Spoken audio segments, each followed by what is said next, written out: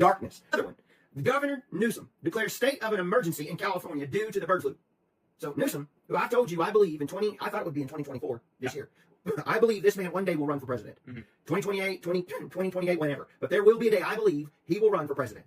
And Governor Newsom, I think they're grooming him to be the Democratic sugar boy. He's going to be the golden boy here. Eventually, he's going to be the next like Obama. Watch. I told you all about taking your D3 and what the Lord was telling me about D3 and K2. Yeah. And boosting your immune system so that your body is able to fight off stuff better. Because you have your D3 levels up, and that's why the Lord instructed, I told you, so we're taking 10,000 IUs a day and taking your K2 and your D3, and that's what we do as a family. Now, I'm not telling you to do that for your family. You need to talk to your healthcare provider, but that's what we do. It's explaining the signs of the times of where we are, that the Son of Man, Jesus Christ, is getting ready to come back for you and I.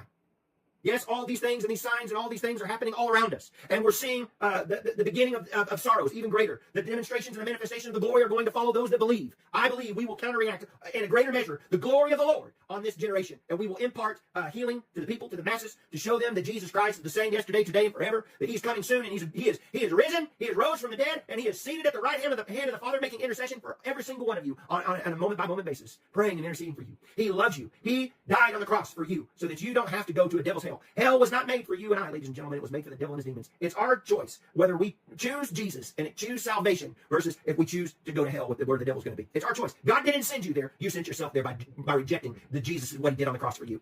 It's you that rejected him. He has opened his arms wide as of this day, and he says, will you serve me? He's standing at that door right now with all the fear and all the propaganda from the media and all the things they're trying to warn you that they're about to do. A great economic crisis will come. When all this stuff happens, a great economic crisis will come. Great financial windfall. We're talking major house of cards is going to fall, ladies and gentlemen. We're talking a depression worse than the 1930s will eventually come. But he's providing a window of what I told you yesterday. He's giving us a window, an opportunity for grace to get your house in order. Are you ready for the coming of the Lord Jesus Christ? Are you ready to bring in the harvest? Will you help him bring in the harvest in these days? That's all it's about. Bringing in the harvest. He wants us to be his hands. He wants us to be his feet. He wants us to be his face and his eyes. Because the only Jesus people will see is probably the Jesus in you and the Jesus in me, like Brother Jesse said. Yep. It's by us showing the love of God to people. They see it in you and they see it in me.